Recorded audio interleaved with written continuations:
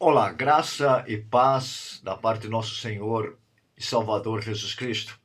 A Ele, somente a Ele, toda a honra e toda a glória. Amado de Deus, se você não é inscrito em nosso canal Missão em Graça, professor José Ricardo Ferri, se inscreva em nosso canal. Amados de Deus, somos da IPP, Igreja Preterista Plena. Hoje, nesta manhã, tenho o prazer, a satisfação de trazer uma mensagem cujo título é o pecado que nos separava de Deus, deixou de existir. Ele não existe mais. Hoje, somos salvos pela graça de Deus. Ou melhor, todos que nasceram após morte e ressurreição de Cristo já nasceram sem pecado.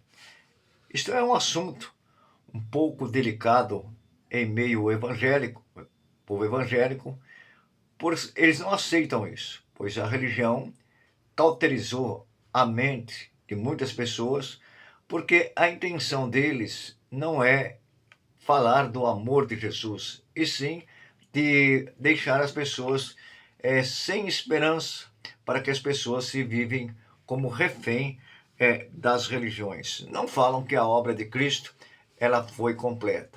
Não falam que agora nenhuma condenação há para aqueles que estão em Cristo Jesus e que nada nos separa do amor de Cristo. Então isso é uma realidade. Nós vemos Paulo escrever aos Efésios capítulo 2, versículo 6, e juntamente com ele nos ressuscitou e nos fez assentar nos lugares celestiais. Esta é a nossa posição.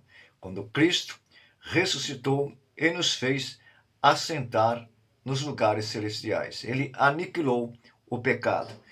Então, senão não teria razão Jesus, o próprio Deus, se fez carne, habitou entre nós, morreu numa cruz. Por que ele morreu numa cruz? Para salvar os que estavam perdidos, aqueles que estavam destituídos de Deus com o pecado de Adão. Nós sabemos que se por um homem entrou o pecado, por um outro homem muitos foram salvos, como diz Paulo aos romanos. Então, quem são esses muitos? São os eleitos, são os predestinados, são aqueles que vão viver a eternidade com Deus. Então, nós vemos que agora não há mais condenação para nós. Nós vemos Paulo escrever aos Romanos, aliás, aos Hebreus, capítulo 10, versículo 14, porque com uma única oferta ele nos aperfeiçoou para sempre, quando estão sendo santificados. Então, Jesus já nos aperfeiçoou para sempre. Não é até a quarta-feira, ou até a segunda-feira, ou até sábado, não. É para sempre. Nós somos perfeitos em Cristo Jesus e Deus não muda, mas nós vemos que estas mensagens são uma raridade. Você não vê mais falando sobre isso, porque não é de interesse para que os líderes religiosos venham fazer que você entenda a palavra. Nós vemos em 1 Pedro capítulo 2, 8, diz assim, porque vocês são pedras de tropeço, rocha de ofensa, são esses que tropeçam na palavra, sendo desobediente, e para isso foram postos. Então, há pessoas que são seres viventes, mas não têm a fé em Cristo, porque a fé, como dizem Atos dos Apóstolos, ela não é de todos, é daqueles que têm o seu nome escrito no livro da vida. Então, mais uma palavra aqui sobre aqueles que não são da ressurreição, não são de Cristo. Nós vemos em 1 João, capítulo 3, versículo 12, não segundo Caim, que já era do maligno. Nós vemos em Judas também dizer, pois certos indivíduos introduziram com dissimulação, os quais desde muito foram desobedientes, proporcionados para essa condição, homens ímpios que transformam em libertinagem a graça do nosso Deus e negam o nosso único e soberano Senhor Jesus Cristo. Então nós vemos que há homens ímpios que não se convertem nunca, porque não são daqueles que vão herdar a salvação. Nós vemos também em João, então vemos algumas poucas passagens, porque se formos falar sobre isso, vamos passar mais do que uma tarde, porque muitos versículos que provam que há duas sementes, e as sementes da salvação jamais perderão a salvação, e não existe a questão aceitar Jesus, porque Paulo escreve que a salvação não é para quem quer, não é para quem corre, mas é para aquele que Deus se compadece. Nós vemos em João, capítulo 17, versículo 12, e nenhum deles se perdeu, exceto o filho da perdição, para que cumprir as Escrituras. Então nós vemos que só se perdeu aqueles que já não tinham seu nome escrito no livro da vida. Paulo escreve aos Filipenses, capítulo 1, 28, e o que em nada estáis intimidados pelos adversários, pois é que para eles é prova evidente de perdição, mas para vós outros a situação, isso é da parte de Deus.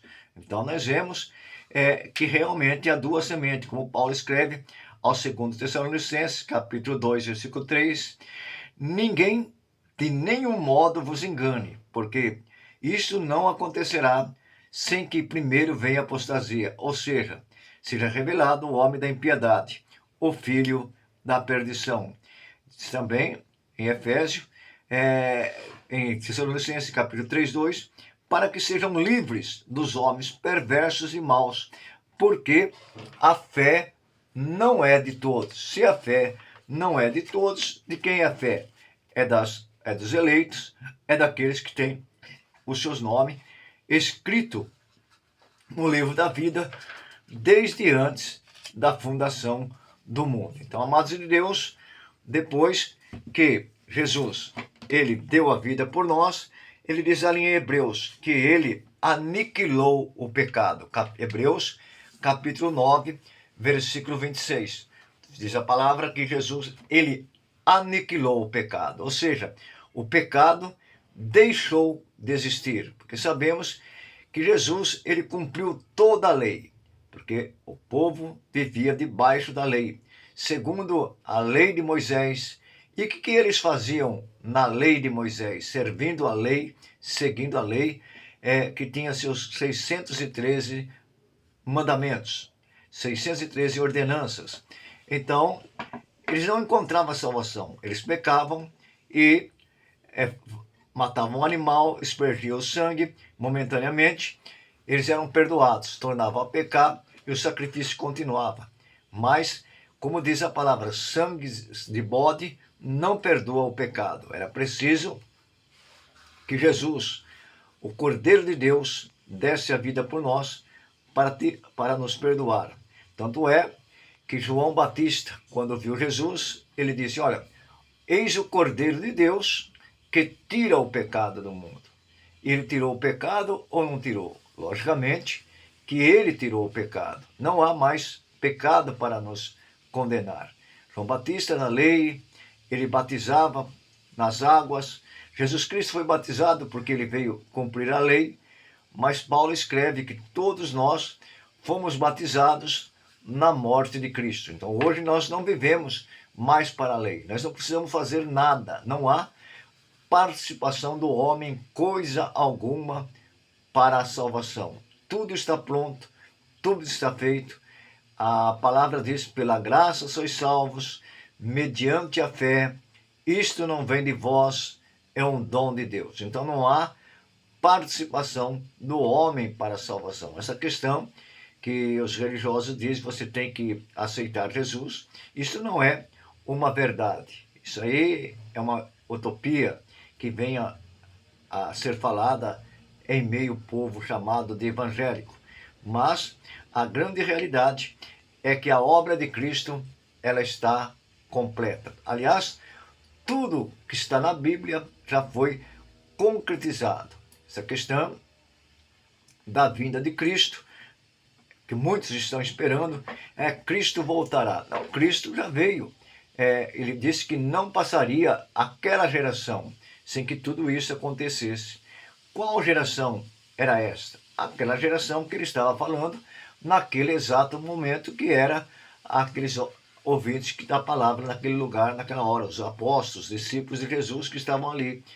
E ele disse a João Batista, olha, diz que Pedro perguntou a questão de João Batista. Ele disse, e esse aí? Ele disse, olha, importa que ele esteja vivo quando eu vier. Então ele diz na sua palavra sobre isso.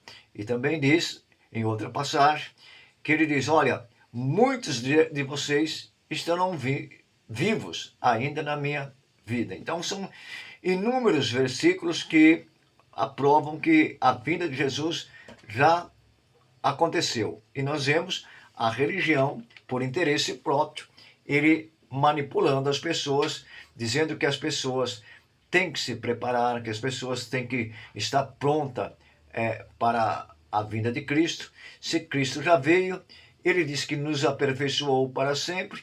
Então, essa conduta religiosa não está alinhada com a palavra de Deus. Isso aí é uma mistura entre o legalismo, entre a lei de Moisés, entre as tradições de homens, entre as religiões, mas não é a realidade com que Jesus veio fazer por nós na cruz do Calvário. Senão a importância da morte de Jesus na cruz não tinha valor algum. O que Jesus veio fazer aqui nessa terra? Um espetáculo teatral? De maneira nenhuma. Jesus veio comprar, veio purificar os pecados, veio perdoar os pecados, veio aniquilar o pecado. Paulo fala que hoje nós não vivemos mais para a lei que apontava o pecado. Jesus ele destruiu o poder da morte ali na cruz do Calvário. Hoje nós não morremos. Ao nosso corpo cansado tombar nesta terra, nós já estamos com Deus ali, com o nosso Senhor Jesus. Então nós vivemos a eternidade. A morte, ela foi destruída. Jesus venceu a morte na cruz do Calvário. Então nós devemos regozijar em Cristo. É isso que diz a palavra de Deus, que nós a cada dia crescemos mais e mais na graça e no conhecimento de Deus, em saber que agora estamos perfeitos em Cristo Jesus, que não há mais acusação para nós, porque se não há, num país que não há lei, vai condenar ele de quê? Se não tem lei. Hoje nós não temos lei que nos condena, nós vivemos pela graça. Muitos podem perguntar, então nós podemos viver de qualquer maneira? Não, nós fomos chamados para viver irrepreensível. Então nós temos a conduta de vida, temos as obras da carne que Paulo fala ali em Gálatas capítulo 5, a qual são numeradas como lascívia, prostituição, inveja, glutonaria, bebedice, enfim, aquela lista. Estas são as obras da carne. Quem fazer essas obras, não vão ver Deus agir na sua vida. Não vai viver o reino de Deus. Como diz ali em Hebreus, sem a santificação, ninguém verá o Senhor, verá Deus. Claro que todos verão a Deus, mas não verá Deus agir sobre a sua vida. Então, Deus visita com vara e açoite, mas não retira dele a sua benignidade. Porque nós temos que viver não em obras carnais, não vivermos na obra da carne. Se nós errarmos, claro que na carne ninguém é perfeito, a carne não se santifica, mas não temos prazer em viver na prática desses erros carnais. Nós temos prazer em fazer as obras da justiça. Você pode reparar, porque a própria palavra diz que há uma diferença. É conhecido entre aqueles que servem a Deus e aqueles que não servem a Deus. Aqueles que têm os seus nomes escritos no livro da vida e aqueles que não têm o seu nome no livro da vida. Então nós não podemos julgar ninguém. Nós não sabemos quem são de Deus, quem não. Nós temos que falar destas boas novas de que Cristo fez pelos seus. Que na morte de Cristo, a Bíblia diz que ele morreu por muitos, não morreu por todos. Qual esses muitos? São os eleitos, aquele que ele predestinou desde antes da fundação do mundo. Trazemos essa raridade, essa bênção de Deus na nossa vida, essa palavra que nos traz consolo, que é escrita nas Escrituras Sagradas, que, como diz Paulo, em tudo nós somos mais do que vencedores. Aqui, Deus já nos deu poder para vencermos todas essas coisas, né? Temos que regozijar no Senhor, como diz em Lucas, né, que ele nos deu poderes para nós aqui nessa terra, mas nós devemos alegrar somente nesses poderes que são dados a nós, mas alegrarmos principalmente porque os nossos nomes estão arrolados nos céus desde antes da fundação do mundo. Então, amado de Deus, não tem nada para te condenar. Você, ao partir deste mundo, como diz a palavra em Eclesiastes, o corpo volta ao pó e o espírito volta para Deus. Nós teremos um corpo transformado, revestido juntamente com o nosso Senhor e Salvador, com o próprio Deus ali vivendo por toda a eternidade. Por isso, amado Deus, nenhuma condenação há para aqueles que estão em Cristo Jesus, para aqueles que têm os seus nomes escritos no livro da vida, para aqueles que crê na palavra de Deus, que ele ressuscitou e deu a vida por cada um de nós ali na cruz. Então, amado ouvinte, louva a Deus por tua vida, louva a Deus por esse canal que nos tem dado a oportunidade de falarmos não só ao Brasil, mas para todo o mundo. Graça e paz, até a próxima oportunidade.